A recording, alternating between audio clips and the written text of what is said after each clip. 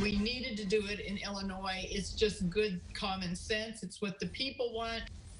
An Illinois state representative wants to make daylight saving time a year-long thing, and she introduced a bill to do just that.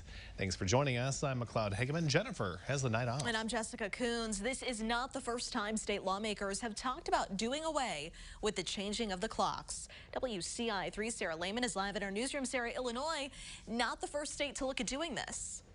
Exactly. 19 states have passed legislation or a resolution to provide for year-round daylight saving time. Now, one state representative here wants to make Illinois number 20. It would give us that extra sunlight at the end of the day, but the change has to come from more than just the state. It's something we know comes every year when time springs forward and then months later it falls back. Daylight saving time started years ago as a way to help save energy, but now many state and local governments want it to end.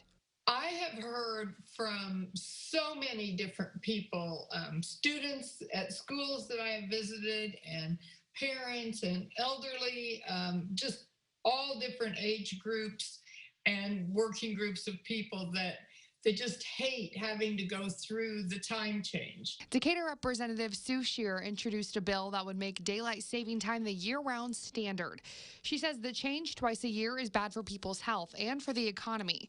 Research from the journal Current Biology shows car accidents go up almost 10%. The American Academy of Sleep Medicine says people are more prone to heart attacks because sleep patterns are off, and there are higher rates of depression. Scheer says research also shows it costs the U.S. more than $430 million to change the time twice a year. In the olden days, we didn't have the capabilities to do all this research and figure out how harmful and detrimental it was. We know better now. Gibson City Superintendent Jeremy Darnell says the past few years they've had bigger things to worry about at school, but he still says if he had his choice, he would end daylight saving time. Kids and transitions are hard when it's just like when we transition from summertime into the start of the school year. It takes kids a while to readjust that they go to bed a little bit earlier and have to get up a little bit earlier. So if we don't have those changes twice midstream in the middle of the school year, it would definitely be a benefit. Right now, the bill is in a waiting period until the state goes into session in January.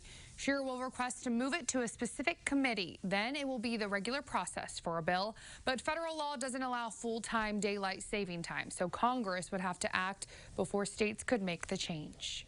Reporting live in the newsroom, I'm Sarah Lehman, WCIA3, your local news leader. All right, Sarah, thank you. There is a similar bill in Congress right now. It's called the Sunshine Protection Act.